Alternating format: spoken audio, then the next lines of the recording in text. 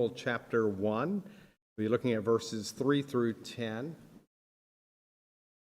Beginning in verse 3, we read, "Then the king ordered Ashpenaz, chief of the court of officials, to bring in some of the Israelites from the royal family and the nobility, young men without physical defect, handsome, showing aptitude for every kind of learning, well-informed, quick to understand, and qualified to serve in the king's palace. He was to teach them the language and literature of the Babylonians.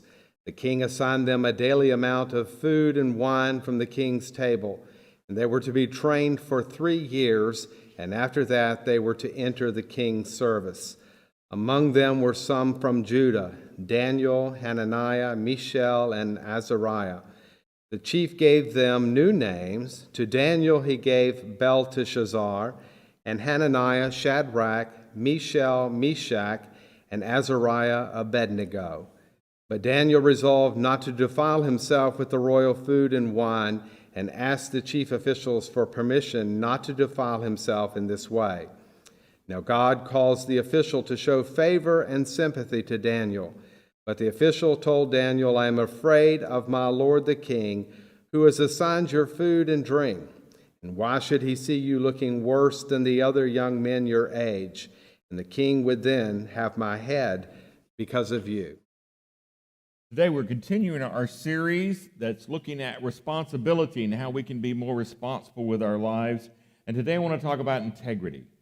I want to talk about matters of integrity and what does it mean to be a person of integrity.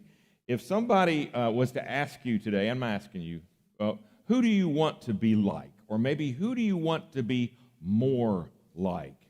I wonder who would come to mind. Maybe someone that came before you. It could be somebody even younger than you. Is there someone, is a person of integrity that you admire, that you look up to? Chances are, if that is true, it's about the choices that they have made.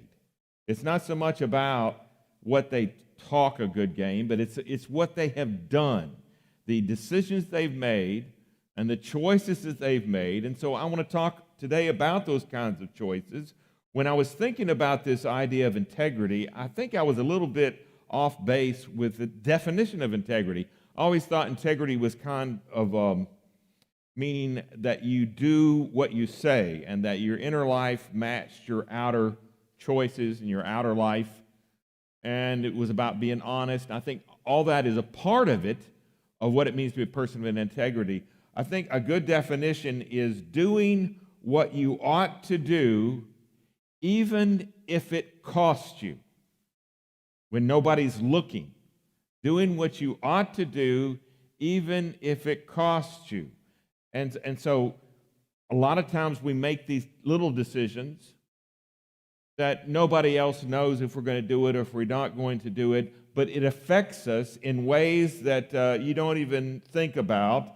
And these decisions we make are often personal decisions we make, but they're not private.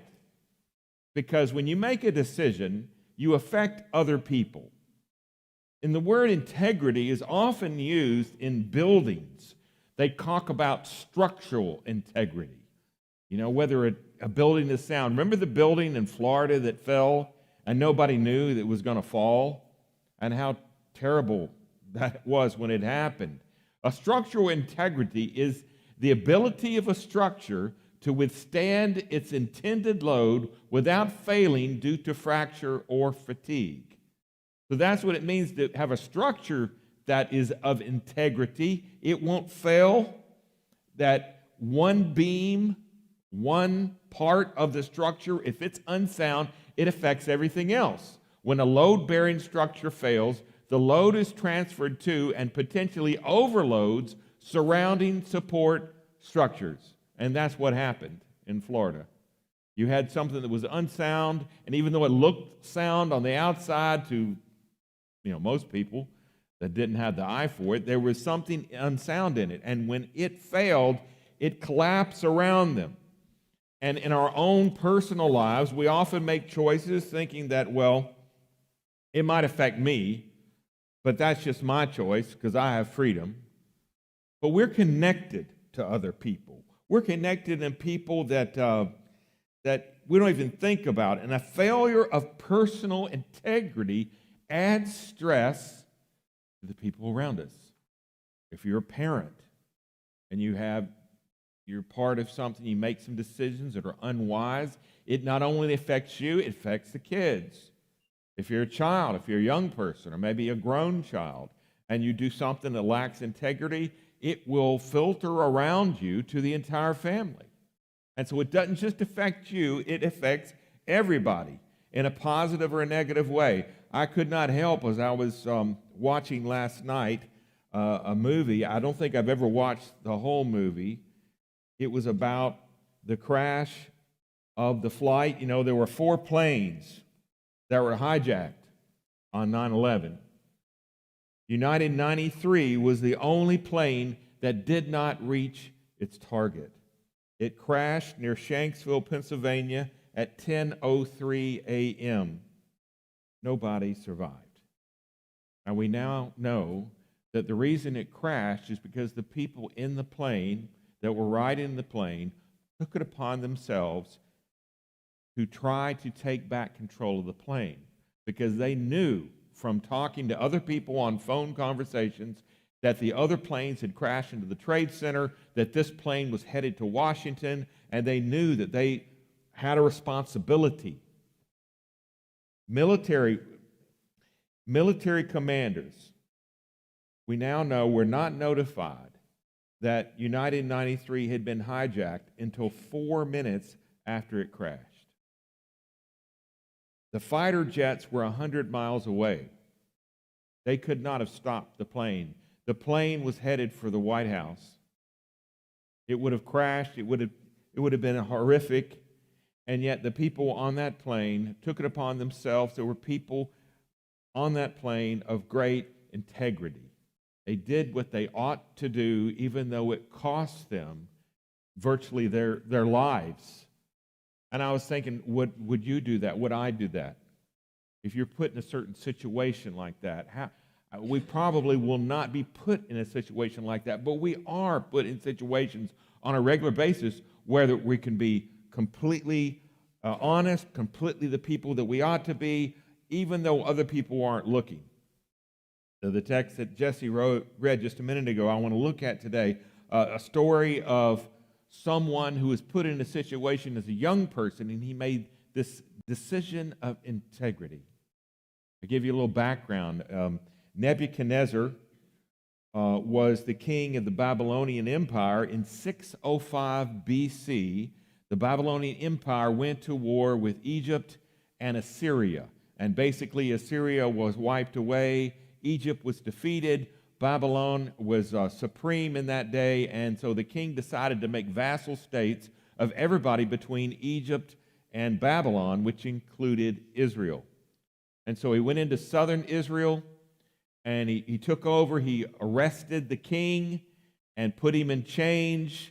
And in fact, the king from Babylon had this, Nebuchadnezzar had this gruesome ritual he would do when they defeated other states. He would blind the king, and he would put them in chains and keep them in his palace. And he would have parties, and he'd bring out all his collection of kings to kind of impress other people. Pretty gruesome thing to do, but this is the kind of guy he was. And so the king ordered Aphanes, chief of his court officials, in Daniel 1:3, to bring into the king's service some of the Israelites from the royal family and nobility. And so he'd arrested the king and blinded him, but now he brings in some of the elite, young men without any physical defect, handsome, showing aptitude for every kind of learning.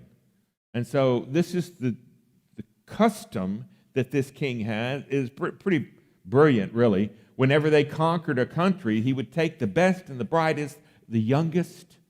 He'd re-indoctrinate these young people, and they would become part of his court. And that's what his plan was. He got the well-informed, those who were quick to understand, qualified to serve in the king's palace. He was to teach them the language and the literature of the Babylonians. And so if you were lucky enough or blessed enough to be part of this group, it would be a tremendous, thing for you. If you were the father of Daniel, I imagine you would go to Daniel and you would say, hey, this is really good for you. You're not going to have to end up a slave on a galley somewhere. You're not going to have to end up a slave in a mine. You're going to be in the palace, and you're going to be living in a great place. And the king assigned them a daily amount of food and wine from the king's table. And so these young people, they got a regular meal, which was very hard to get in this culture, in this day, for poor people, especially those who were slaves, that are given a regular food from the king's table. And so they got a great place to live in. And so in a lot of ways, it was a wonderful situation for Daniel to be in. If you'd have been Daniel's parents, you might have said, hey, listen, be on your best behavior. You don't want to lose this. They were to be trained for 3 years. After that, they were to enter the king's service. So this was the policy. This is what they would do. They would bring these young people into the palace. They would give them new names. That was part of the policy. And sometimes people do that today. When you get a pet, when somebody adopts a pet from maybe the Humane Society, they'll change their name. And it confuses the dog. The dog doesn't know what you're talking about, but people do it. I was in PetSmart yesterday, and there was a parrot in there, and it was a beautiful parrot, and there was a sign on the cage, and I can't remember exactly what it said, but it said something like, hi, my name is Happy, and I was a pet of someone who worked here, and I'm a good bird, but I'm a biter. If you want to, though, you can buy me and rename me, and I'll be a good pet. And then I thought, that's a nice bird. And I looked down at the bottom. It was only $580-something. And I thought about my cat and that bird, and what a good meal. Well, I don't think they would get along. So I didn't get the bird. But Daniel and Shadrach, Meshach, and Abednego were given new names. They were basically retrained, given new personas. They wanted to take these young people and wipe away all their understanding of their religion, the understanding of Yahweh, who created the universe, of the God of the Bible, and put Marduk in its place and reprogram these young men. That's what they've been doing for a long period of time. But Daniel resolved not to defile himself with the royal food and wine. And so he resolves not to do this. And when he resolved not to do this, this would be a tough situation to be in. He's put in a great place in the palace. He's to eat from the king's table, and he is rejecting the king's food. Have you ever gone to eat at somebody's house and they made a great spread for you and you really didn't like it? What did you do? You ate it anyway. And you said, thank you, it's very good.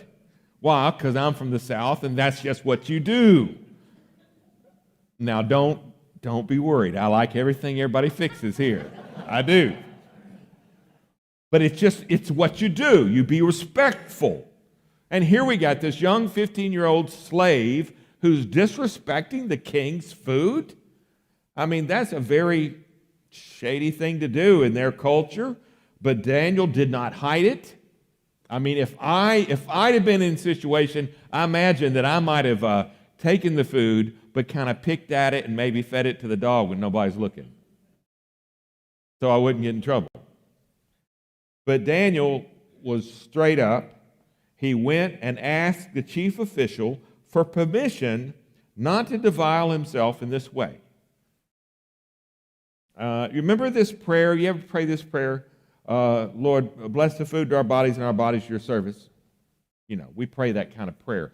Now, when we're asking this prayer, who are we asking it of? We're asking of our Heavenly Father, of God. We're asking God to bless this food. The way that this whole situation was played out, you have to understand why Daniel would not eat the food. Think of it this way. You have God that provides food. God sends the sunshine and the rain, and He grows the plants that we eat and the animals that eat the plants, and we eat these things, and it helps our body. We become healthy and have prosperity, and the ultimate source is who? God.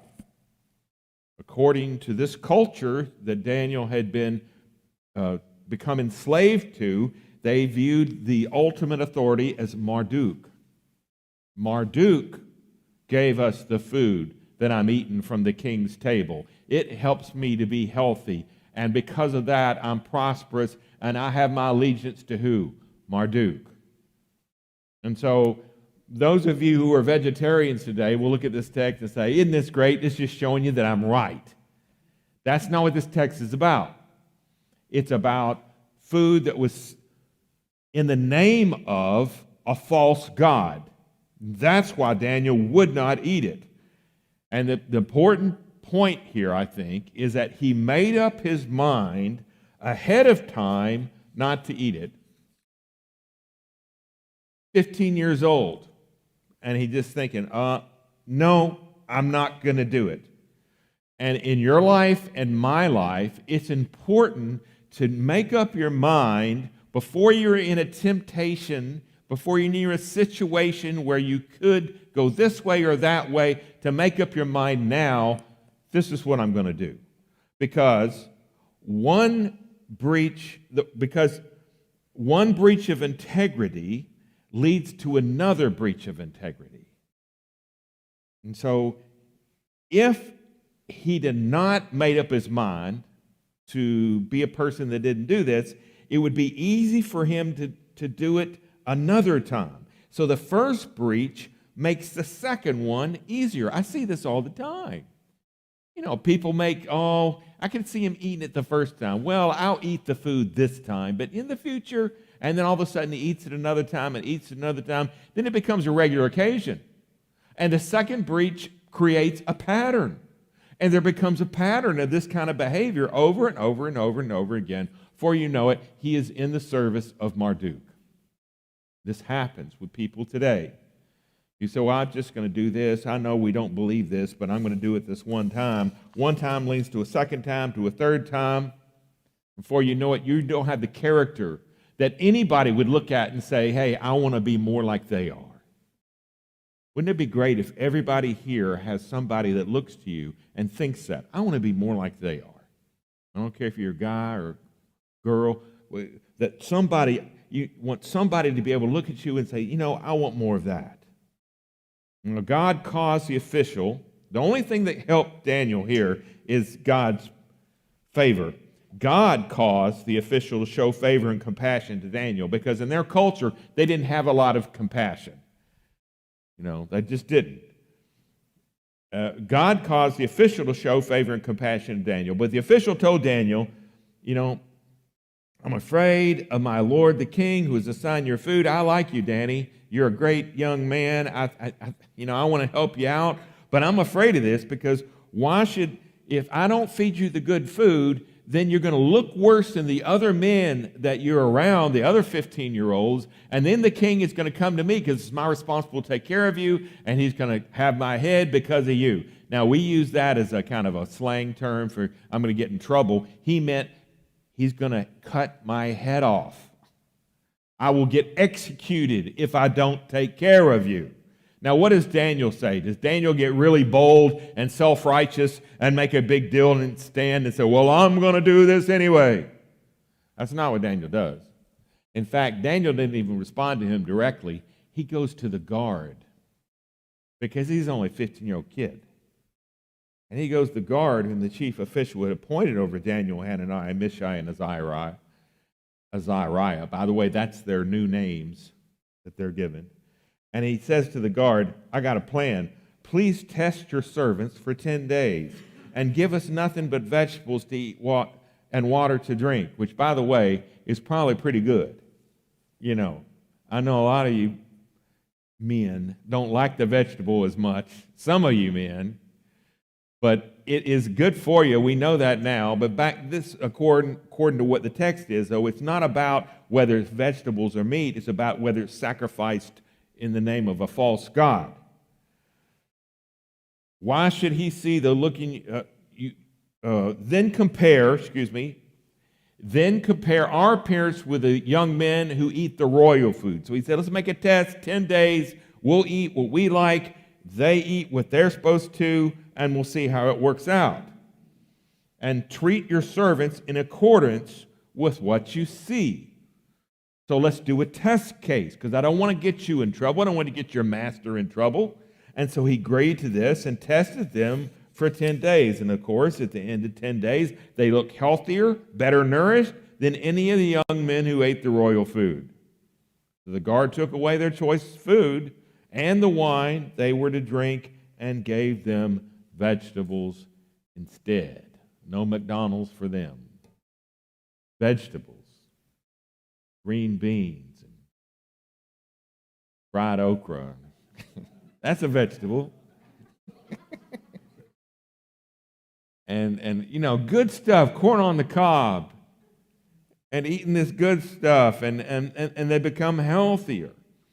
And at the end of the time, set about the king to bring them into his service, which was 3 years, remember? They had 3 years to be trained and eat the food and develop.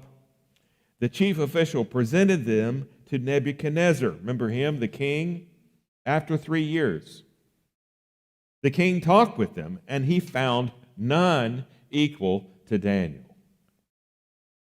Hananiah, Mishael, Azariah, so they entered the king's service. So these four, the Fab Four, outshone all the other people, all the other young people, in every matter of wisdom and understanding to which the king questioned them. He found them 10 times better than all the magicians and enchanters in his whole kingdom.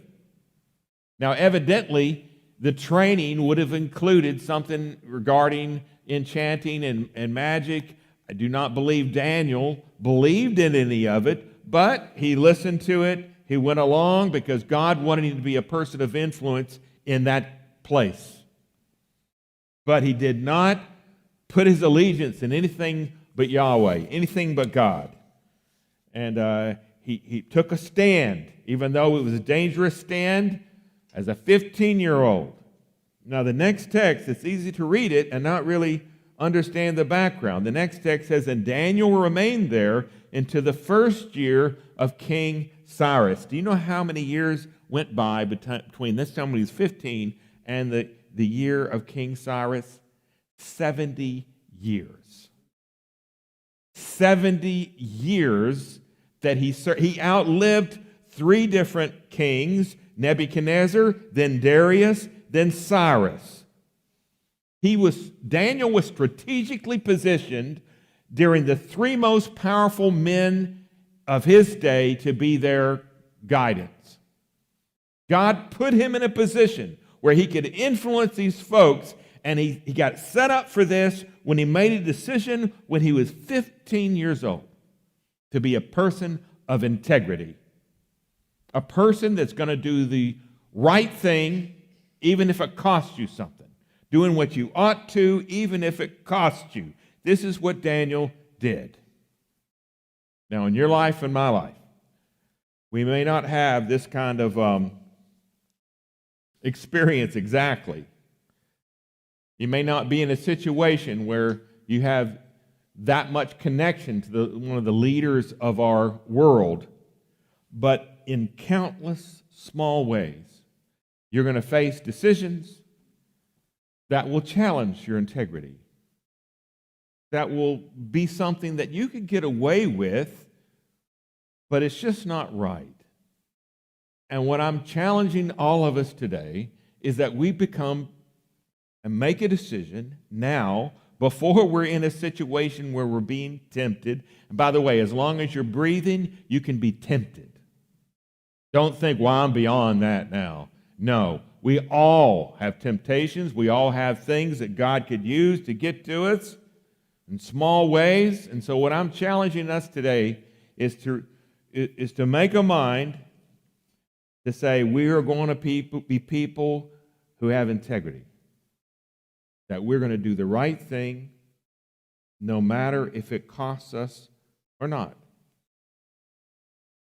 And later on, when you get this temptation, I want you to think back about this sermon and think about this text. And I want you to think, well, no, I'm not going to do that because I already decided to do the right thing. And so I don't have a question right now to whether I should do it or not. That's what David did. Maybe in your life, you can be like a Daniel or a Danielle to somebody else. Heaven knows we need those people. Wouldn't it be something if we had people at the highest levels in office in this country that were people of integrity? We would not be in the situation we are in today. God, forgive us and help us to live out what you've called us to do and who you called us to be. Our Heavenly Father, today we ask for your forgiveness. We have fallen short, Lord, in many ways. But Lord, today we renew our commitment to you. We say, yes, we are going to make a decision now to live lives of integrity.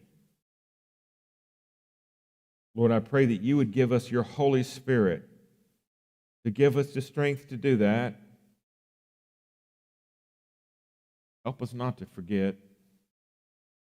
Help us to live out what it means to be a Christian in a world today that's definitely not very strong in Christianity. Lord, help us. Be with the leaders of this country, Lord. Help them to turn to you and become people of integrity. And if they don't, Lord, help us to find others that will. Lord, I thank you so much for your grace, that you don't give up on us. Help us to live out our faith in real ways. In Jesus' name we pray. And all God's people said, amen.